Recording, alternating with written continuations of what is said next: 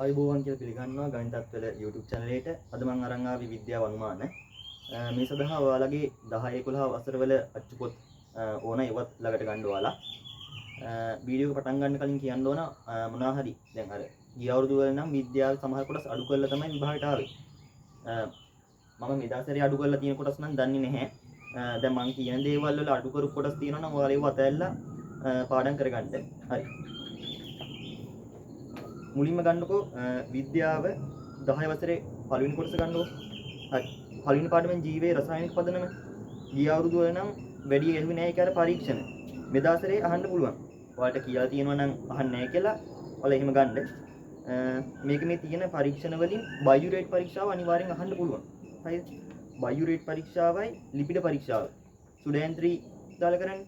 අන්න ඒක අහන්න පුළුවන්. ඒක මගේ අනුමානයක්. තව ගත්තොත් මේ වල තියෙන අර වැදගත්කම් ප්‍රෝටීන් වල කාබෝහයිඩ්‍රේට් වල වැදගත්කම් ඒවත් අහන්න පුළුවන්. ඊට පස්සේ අනිත් ඒවා නම් අහන්න නැති වෙයි. මේ ජලයේ සතු සුවිශේෂී ගුණ. ඒව ටිකක් හොඳට බලාගෙන යන්න උදාහරණත් එක්ක. තව ගත්තොත් වැදගත්ම දෙයක් තමයි මේක. ශාක තුල කංජ ලවණ වල කාර්යභාරය. පිටුව 18. අන්න ඒකේ ශාක වල ඌනතා ලක්ෂණයක් කියලා අපිට මොන මූලද්‍රව්‍ය කියලා අනිවාර්යෙන් අහන්න පුළුවන් සම්භාවිතාවයක් තියෙනවා. ඒකත් හොඳින් බලා ගන්න. අනික මේ විටමින් මානව දේහය තුල අර ක්‍රියාකාරීත්වය අවශ්‍ය විටමින් වර්ග සහ ඒවා ප්‍රයෝජන හා ඌනතා ලක්ෂණ. අන්න ඒකේ ප්‍රයෝජන නම් වැදගත් නැහැ. විටමින් සහ ඌනතා ලක්ෂණ ටික බලා ගන්න. ගොඩක් දුරට පළවෙනි කෙටි ප්‍රශ්න වලට අනිවාර්යෙන් එන්න පුළුවන්. හරි. ඊළඟ සරල රේඛීය චලිතය. මේකෙන් ප්‍රශ්න අනිවාර්යෙන් අහනවා. අනිවාර්යයෙන්ම ප්‍රශ්නයක් තියෙනවා මේකෙන්. කියන්නේ මේක විතරයි අමාරු ගන්න නෙමෙයිනේ. ප්‍රවේග කාල ප්‍රස්තාරයක් දීලා ඒකෙන් ප්‍රශ්න අහන්නත් පුළුවන්. මේක හොඳට පුළුවන් පාඩමක්. තොරණ විස්ථාපන ඒක හොඳින් කරගෙන යන්න. අනිවාර්යෙන් අහනවා මේක. ඊළඟට ගත්තොත් මේක. දැන් ගසකින් ගෙඩියක් වැටෙද්දී ඒකට ප්‍රවේග කාල ප්‍රස්තාරයයි පොළවේ ඉන්දයක් උඩට ප්‍රක්ෂිප්ත කරද්දී ප්‍රවේග කාල ප්‍රස්තාරය අන්න ඒව හොඳට බලලා යන්න ඒ වගේ ප්‍රස්තාරයක් අහන්න පුළුවන්.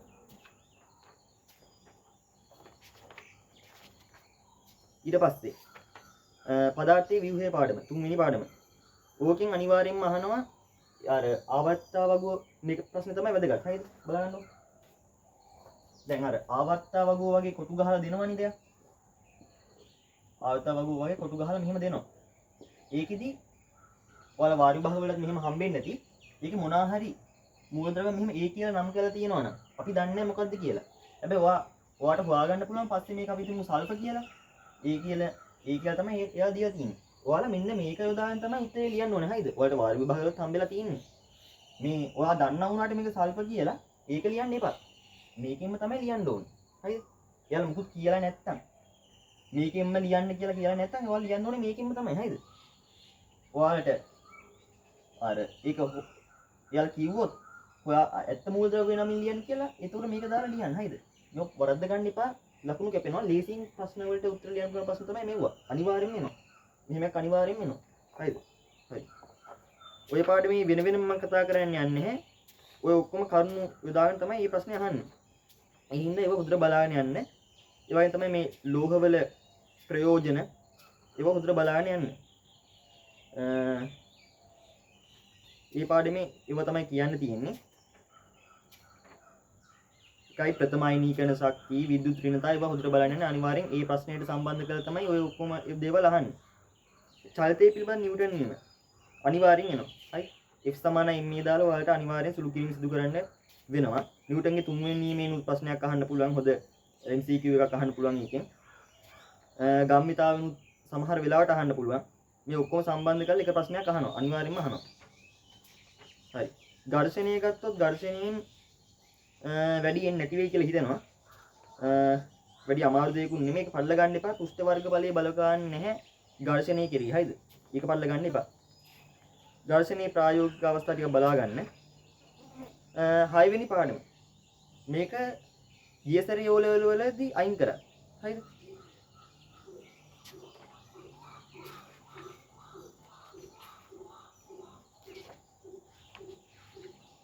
සෝරි සමා වෙන්න. මේක නෙමෙයි. හරි. සාගහ සත්සලයේ ව්‍යුහය අහන්න පුළුවන්. හරිද? අනිවාර්යෙන් ඕකේ කෙටි ප්‍රශ්නයක් එනවා. හරි. මේ පාඩම නෙමෙයි අයින් කරේ මට සමා වෙන්න.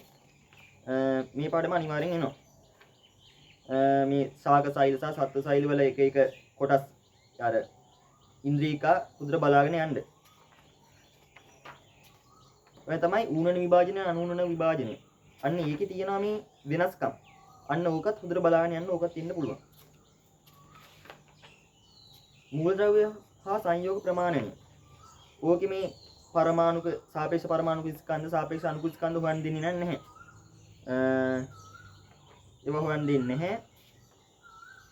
හැබැයි අර සූත්‍ර ස්කන්ධය හොයන එක කරගන්න වෙයි. අවගාඩ්‍රෝ නීතිය දාලා ප්‍රශ්නයකට උත්තරය දාන්න වෙයි. කියන්නේ ඕනම එක මෞලයක් කියන්නේ මොකද්ද? අවගාඩ්‍රෝ සංඛ්‍යාවක් හරිද? මෞලික n සමාන n බෙදීමෙන් ඒ සූත්‍ර අනිවාර්යෙන් ඔයාලට දාන්න වෙනවමයි. මේ ජීවීන්ගේ ලාක්ෂණික පාඩම තමයි ගිය අවුරුද්දේ ඇහුවේ නැත්තේ. ගිය අවුරුද්දේ මේක අයින් කරා. ඔයාලට කොහොමද දන්නේ? ඉතින් ඔයාලට කිව්වනම් මේක කරගන්න පාඩම් කරගන්න කියලා ඔයාලා ඒක කරගන්න. මේ පාඩම් මොකද අර 11 වසරේ පාඩම් වලින් ආවරණය වෙනවා. ඒකින් තමයි මේක වැඩි අදාළ කරගත්තේ නැත්තේ. සම්ප්‍රයුක්ත බලය. සම්ප්‍රයුක්ත බලය ගත්තොත් ඔය එකකින් ලිහින ලේසි ප්‍රශ්නයක් අහන්න ඉතින්. පහයි ඉතින් මෙන්න මේ වගේ මෙහෙට 5ක් දෙනවා. 5ක් නිව්ටන් දෙනවා. මෙහෙට 10ක් නිව්ටන් දෙනවා. සම්ප්‍රයුක්තයේ කීයද? මෙහෙට 5යි නිව්ටන්. ඔන්න ඔය වගේ දේවල් අහන්න පුළුවන්. ඉතින් මෙහෙට 5යි දෙනවා. මේ පැත්තෙන් කීයකින් අදින්න ඕනද කියලා. ඔන්න ඔය වගේ ඒවා අහන්න පුළුවන්. ලේසියෙන් වහන්නේ හයිද? ඇත්තම කිව්වොත් ඊතරම් අමාරු ගණන් අහන්නේ නැහැ විද්‍යාව. ඕ ලෙවල්. මේවා හිත ගැඹුරට හදාරන්න පුළුවන් ඒ ලෙවල් පිසිස් කරොත්. හරි. ඊපස්සේ රසායනික බන්ධන. රසායනික බන්ධනත් ඕකේ අහන්නේ වැඩියෙන්ම අහන්නේ ලුයිස් වී හොයා දින්නනේ. ඕකත් අර මං කිව්වේ මෙන්න මේ ප්‍රශ්නෙට සම්බන්ධ කරලා තමයි දෙන්නේ. හරිද? ඒකෙත් දැන් හිතන්න මෙහෙම A සහ B කියලා මූලද්‍රව්‍ය දෙකක් තියෙනවා කියලා. ඔයාලට මේ දෙකේ ලුයිස් වී හොයා දින්න කිව්වොත් අපි හිතමු මෙහෙම එකක් ආවි කියලා. මෙහෙම එකක් ආවි කියලා හිතමුකෝ. නිකමටයි මෙහෙම එකක් ආවි කියලා ගන්නකෝ. එතකොට ඔයාලා අදින්න ඕනේ මෙන්න මේ වලින්. හරිද? නැත්නම් ඔයාලා මේක සල්ෆර් කියලා දන්නවා. මේක තව එකක් කියලා දන්නවා. හරි. අර ඒක දැනගත්තට ඒකෙන් කරන්න යන්න එපා. මේ වලට හම්බෙලා ඇත්තේ මම ආයෙ මතක් කරා. හරි. තමයි ආයනික බන්ධන අදින්න කියන්නේ. මේ අන්තිම වෙලාවේ බලා ගන්න ඕනේ.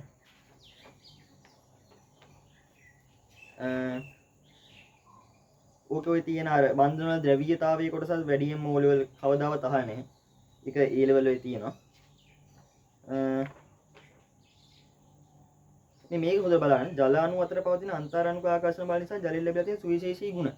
අන්නේ කාරණු තුනෙන් දෙකක්වත් පාඩම් කරගන්න ඉන්න පුළුවන් සම්භාවිතාව වැඩි.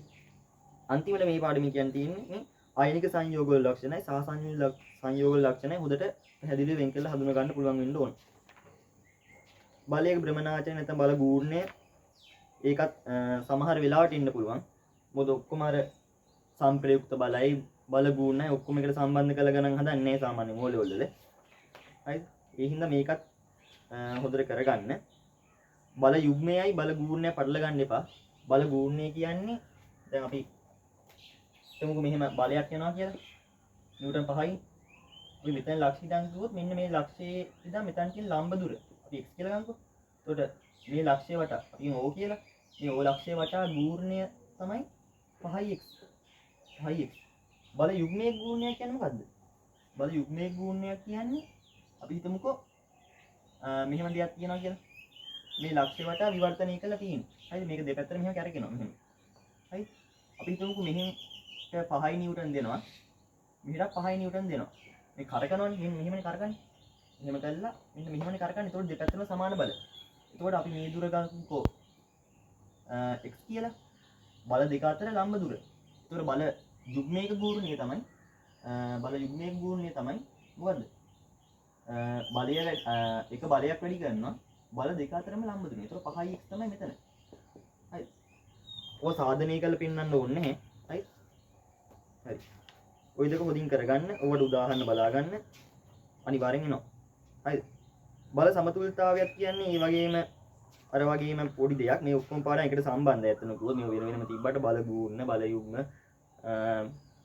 සම්ප්‍රයුක්ත බල ඒ වගේ ඔක්කොම එකට සම්බන්ධ දේවල්. ඒවා එහෙම ලීසි දේවල්. හරි. හරි. ඔක තමයි විද්‍යාව 10 වසරේ පළවෙනි කොටසෙන් මට කියන්න තියෙන්නේ.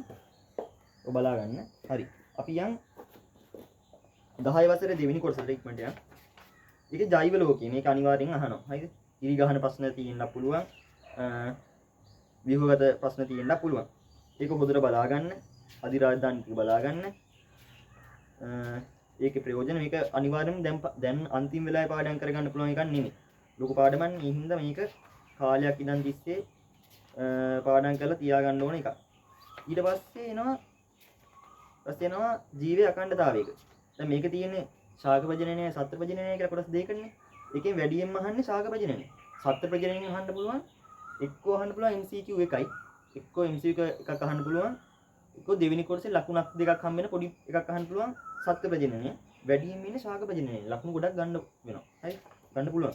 මේ අතු බැදීම, ඒ වගේ රූප දීලා වලින් අහන්න පුළුවන්. බද්ධ කිරීම, පටක රෝපණ, ඒ වගේ.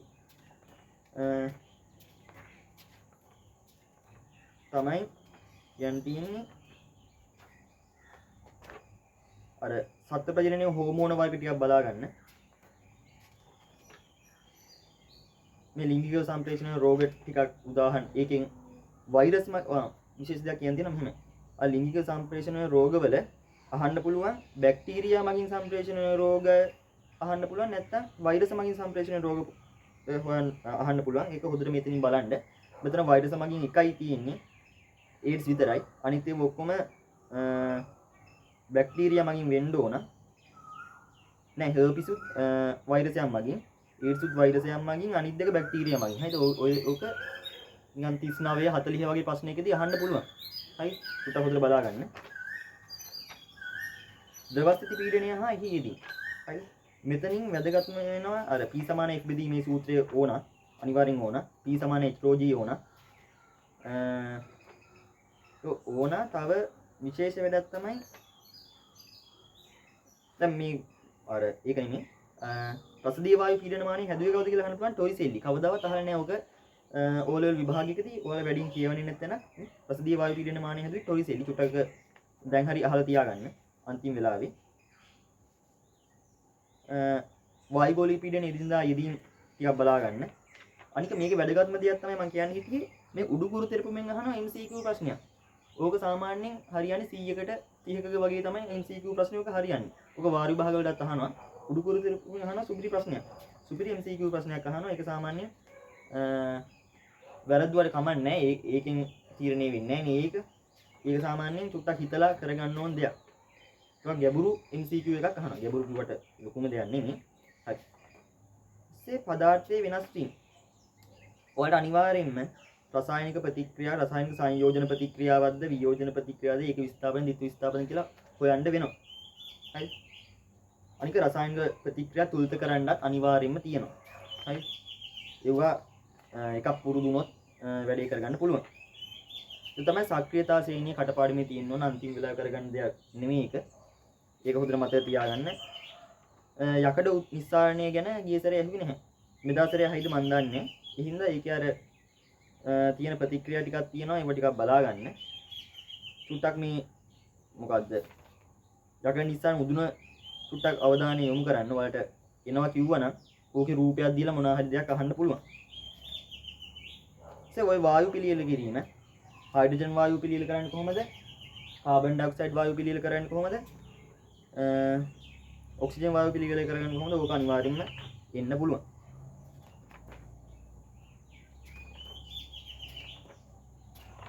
ඊළඟට ගත්තොත් ප්‍රතික්‍රියා ශීඝ්‍රතාවය.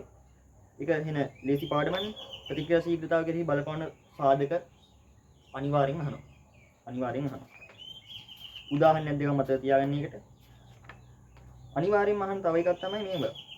අර රසායනික කර්මාන්ත සහ ඒවට බාධා උත්ප්‍රේරක අනිවාර්යෙන්ම CQ එකක් තියෙනවා. හරි අනිවාර්යෙන්ම බලාගන්න. ගොඩක් ඉන්නේ 10න් හරි 11ට වඩා 10 වශයෙන් තමයි ඉන්නේ. ඊළඟ තමයි කාර්ය ශක්තිය හා ජවය.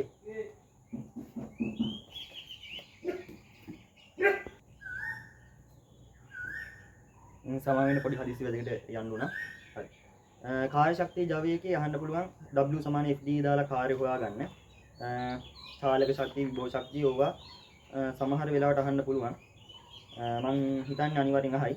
Java හේවත් ශ්‍රමතාවය මේකෙදිත් හම්බ වෙනවා අර මොනවාද ඉලෙක්ට්‍රොනික හරියට හම්බ වෙනවා. ඒ හින්දා ඒ ටික බලා ගන්න. ධාරා විද්‍යුතය ගත්තොත් ඒකේ මට හිතෙන හැටියට ඒකෙන් වැඩි අහන්නේ නැහැ. හරි. ඒකේ ඔය ඕම් නියමයේ බලා ගන්න. තව මෙතන තියෙන මේ V බෙදීමයි ප්‍රස්ථාරේ මෙහෙම යනවා කියලා ඒක බලා ගන්න. මම හිතන්නේ ඒක අහයි කියලා. අනේ මේ ප්‍රතිරෝධක වර්ග ටික බලා ගන්න. තව ප්‍රතිරෝධකයක ප්‍රතිරෝධය හොයන විදිහ සහනාග ඔයක බලා ගන්න. අනිවාර්යෙන් ඉන්න පුළුවන්. ප්‍රතිරෝධක වර්ග බලා ගන්න. එන්න මෙතන තමයි අහන්නේ. ප්‍රතිරෝධක පද්ධති. හරිද? ශ්‍රේණිගත එකයි සමාන්තරගත එකයි මේක හොඳට බලාගෙන මේකේ වැල්ලෙන් තැනක් තියෙනවා. ඔයාලට මොන ඉස්කෝලේ වල පාසල් වල උගන්වන්නේ නැති, පන්තිවල උගන්වන්නේ නැති සමාන්තරගතව යනවා නම් කොහොමද, ශ්‍රේණිගතව යනවා නම් කොහොමද කිය එක එක විදිහට උගන්වන්නේ නැති. ඒක උදේට බලා ගන්න මේ වගේ ප්‍රතිරෝධක පද්ධතියක් දීලා එක එක වෝල්ටීයතා ප්‍රතිරෝධයන් අහන්න පුළුවන්. අනිවාර්යෙන් අහන්න. ප්‍රවේණිය ඉතින් අහන්න ඉතින් පනට් කොටුව අදින්න කියනවා. ගෙවතුමයා ශාකයේ තෝරගන්න හේතු අහනවා. ඔය වගේ ඒවා තමයි අහන්නේ ඔය පාඩමේ. තව ඔය අහන්න පුළුවන් ඔය පාඩමෙන් අහන්න පුළුවන් ඔය එක එක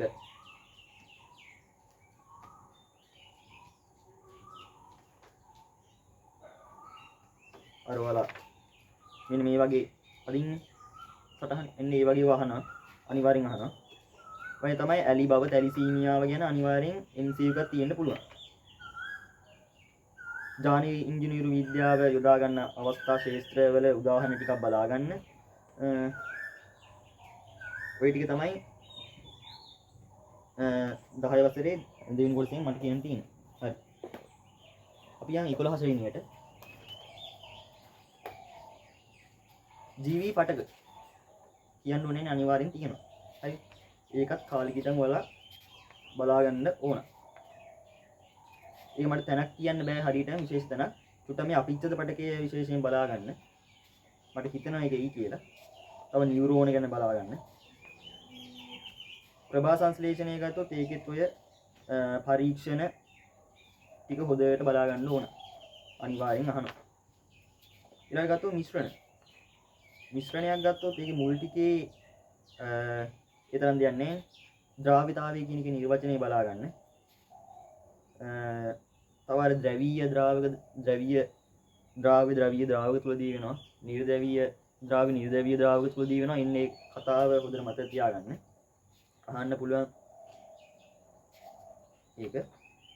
තව මිශ්‍රණයක සංයුතිය ප්‍රකාශ කරන්න අර මවුල ප්‍රමාණය පරිමාණයෙන් බෙදලා ගන්න.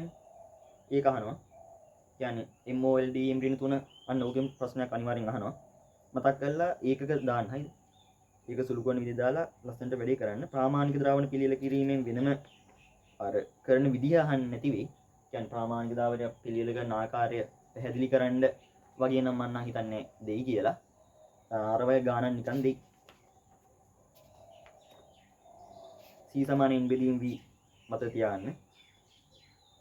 මිශ්‍රණයක සංඝටක වෙන් කරන එකෙන් මම නම් කියන්නේ අර බොරතෙල් භාගික ආසවන කුළුණ තියෙන. අන්න ඒකේ වල නිව කටපාඩම් කරන්න යන්න එපා. මතක තියාගන්න යටට තියෙන තාපාංකයේ වැඩි ද්‍රවාංකයේ වැඩි ඒවා. උඩ තියෙන තාපාංකය අඩු ද්‍රවාංකය අඩු ඒවා. හරිද? ඒක හොඳට මතක තියාගන්න. හරිද? මේ තියෙනවා කටපාඩම් කරන්න යන්න එපා. මේක නම් අනිවාර්යෙන් ඊ කියලා හිතනවා. හරිද? ලුණු නිස්සාරණේ. අන්න ඒක අනිවාර්යෙන් බලා ගන්න ඕන. සගන්ධ තෙල් වර්ග වල උදාහරණ ටිකක් මතක තියාගන්න. ඒක තරංග සහ ඒවායේ ඉදින්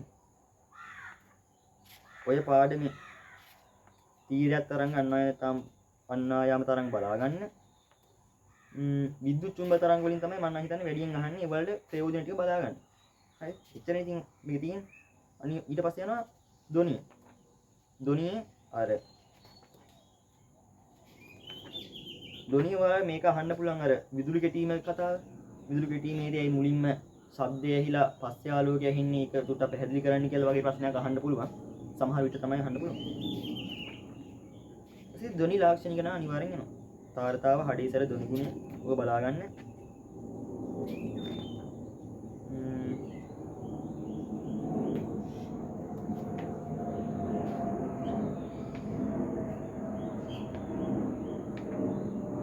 ඔය බලන්න අර මුත්‍රාගල් වල තියෙන කැල්සියම් ඔක්සලේට් කියලා එක තුන මතක තියාගන්න. සංගීත භාණ්ඩ වර්ග ටික බලා ගන්න. ඒවා වැඩි ලොකු දේවල් නෙමෙයි. මෙන්න මේක තමයි වැදගත්. හරි. ප්‍රකාශ විද්‍යාව. හරි මගේ ආසම පාඩමක්. මේකේ දැන් ඔයාලට කරගන්න නම් අමාරු එකපාරේ. ඉතින් හොඳට මේක බලා ගන්න. හරි. කලින් කරපුවා තමයි ඉතින් මේවා හොඳට ඇද ගන්න පුළුවන් වෙන්න ඕන. පටල ගන්න නැතුව නේ. පොඩි ඉවසීමෙන් මේ වැඩේ කරගන්න ඕන. මම මේක අනුමාන කියන්නේ නැහැ. මොකද මේකේ ඔක්කොම වගේ අහන්න පුළුවන් දේවල් තියෙනවා. හරි. මේ කලින් කරගෙන තියෙන්න ඕන. මේක MCQ අහන්නේ. මේකෙන් අහන්න පුළුවන් එක මේක ඇදලා පෙන්නන්න කියලා අහන්න පුළුවන්. ඔච්චරයි ඉතින් අහන්නේ. හරි. හරි. ඊට පස්සේ යනවා මානව දේහ ක්‍රියාවලිය. මේකෙදි ඉතින් ඔයාලට අනිවාර්යෙන් එක කිසියම් හරි එක පද්ධතියක් දීලා ප්‍රශ්න අහනවා. හරි. ඒක සුද පුරුදු වෙලා තියෙන්න ඕන. ඔයාලට තෝරගන්න තමයි තියෙන්නේ. මේක MCQ උත් අහනවා. හරි. MCQ උත් අනිවාර්යෙන් අහනවා. ඔයා කැමති නම් තෝරගන්න. මම නම් තෝරගත්තේ නේ. හරි. මම කැමති නෑ මේක. බයෝ කොටසට කැමති නෑ මම. හරි. තව මේ සොයන් සාධක ස්නායු පද්ධතිය කරන්න. හරි. ඊටසේ අම්ල බස්ම හා ලවණ අම්ලයක් කියන්නේ මොකද්ද? බස්මයක් කියන්නේ මොකද්ද? ප්‍රබල අම්ලය, දුබල අම්ල ඒවල නිර්වචන තියෙනවා. ඒව බලා ගන්න. අම්ල බස්ම උදාසීනීකරණ ප්‍රතික්‍රියා බලා ගන්න. ඒවට උදාහරණ බලා ගන්න. pH පරිමාණයන් අහන්නේ. ලවණ වර්ග බලා ගන්න. ඒ ටික තමයි කියන්න තියෙන්නේ. රසායන ප්‍රතික්‍රියා තාප විපර්යාස. ඔයාලට මේ ශක්ති සටහන අදින්න කියන්නේ නැහැ බොහෝ දුරට. මේ පාඩමේ වැඩි ඉන්නේ කියලා තමයි මම හිතන්නේ. හැබැයි මේ Q සමාන MC θ සූත්‍රය මතක තියාගන්න අනිවාර්යෙන්. ඒ අනික ඔයාලා ප්‍රභා සංශ්ලේෂණයේ අර සුල්ත රසායනික සමීකරණයේ වචන සමීකරණයේ බලා ගන්න. ඒක බලා ගන්න. හරි. අපි ඉක්මනට යමු විද්‍යාව දෙවෙනි කොටසට. 11 වසරේ දෙවෙනි කොටසට. තාපේ. දැන් කලින් පාඩමේ Q සමාන MC θ හම්බුණානේ. දැන් මේකෙත් ඕකම තමයි තියෙන්නේ. හරි. උෂ්ණත්වය කියන්නේ මොකද්ද කියලා බලා ගන්න. උෂ්ණත්ව මාන නම් අහන්නේ. සෙල්සියස් ෆැරන්හයිට් කෙල්වින් අතර සම්බන්ධතාවය ඕන තරම් ඔයාලට මාරු කරලා ගණන් හදා ගන්න පුළුවන් වෙන්න ඕන. තාප ධාරිතාවය වුණ විශේෂ තාප ධාරිතාවය වුණ C සමාන MC ඕන. ඒ වල ඒකකත් බලා ගන්න.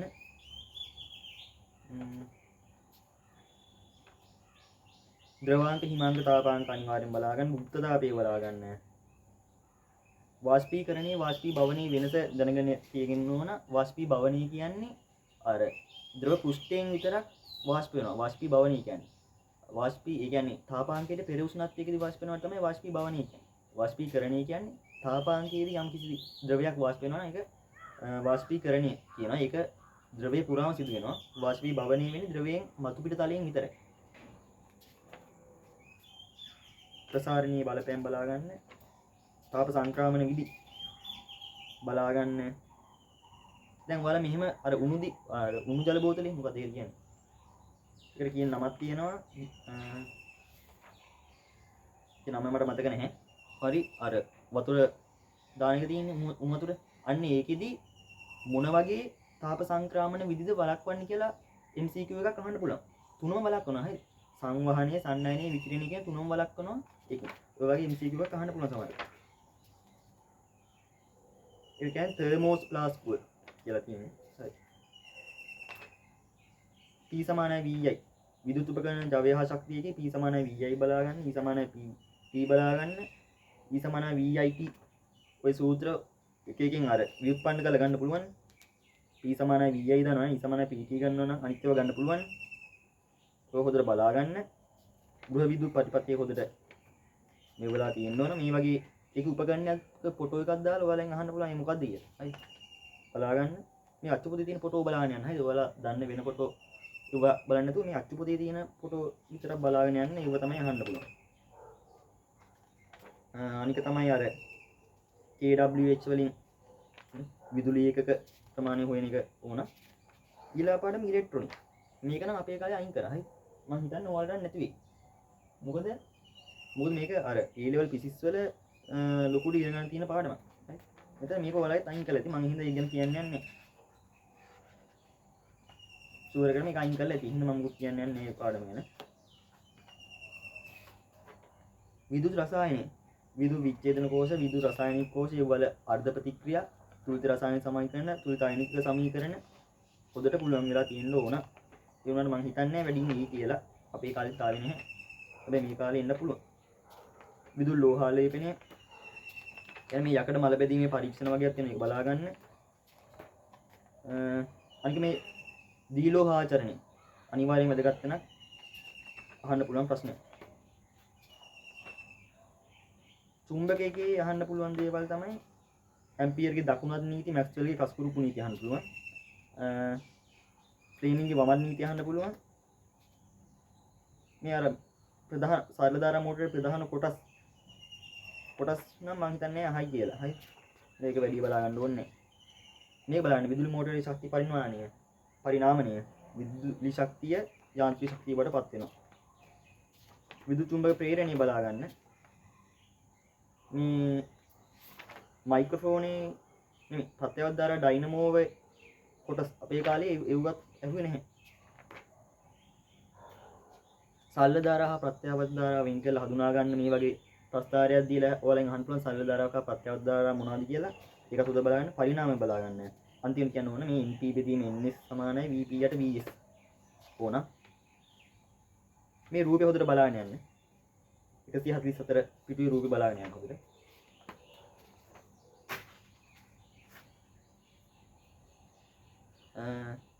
හයිඩ්‍රෝකාබන් එකේ අහන්න පුළුවන් හොඳට මේ ඇල්කේන ඇල්කීන ඇල්කයින බහු අවයවක. ඒක මම අනුමාන කරන්නේ නැහැ. ඔක්කොම අහන්න පුළුවන්. හැමතැනම ජෛව ගෝලය අන්තිම පාඩම. ඒ පාඩමන්නේ ඔක. හරි. මේකත් ඉතින් පුළුවන් විදිහට කරගන්න තමයි කියන්න තියෙන්නේ. ඇත්තටම මේක මට අනුමාන කරන්න තැන නැහැ අන්තිම එකේ. හරිද?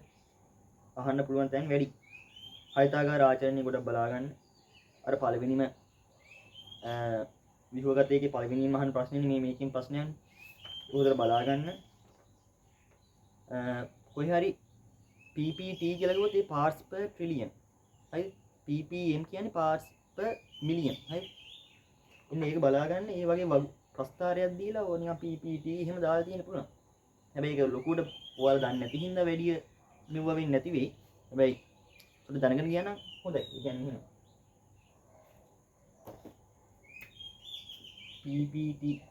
PPT capital T හරි? ඒක parts per trillion. කොටස් ට්‍රිලියන් එකකින් එකක්. ppm කියන්නේ parts per million. කොටස් මිලියන එකකින් එකක් කියන එක සමාන ප්‍රස්තාරයක් දීලා මෙහෙම උඩ ppt කියලා ලියන්න පුළුවන්. නැත්නම් ppm කියලා දාන්න පුළුවන්. හරි? ඒක වැඩි අදාළ වෙන්නේ නැති වේවල ප්‍රශ්නෙට. අහයි නිකන් ප්‍රස්තාරය වල උත්තරයක් ලියන වගේ තමයි ඉන්නේ. හරි? සුවපතන හොඳින් විද්‍යාව පේපර් එක කරගන්න කියලා මම ගණිත අනුමානයකුත් දාන්න. වීඩියෝ තේරුණා නම් ලයික් එකක් දාලා සබ්ස්ක්‍රයිබ් කරන්න. thank you.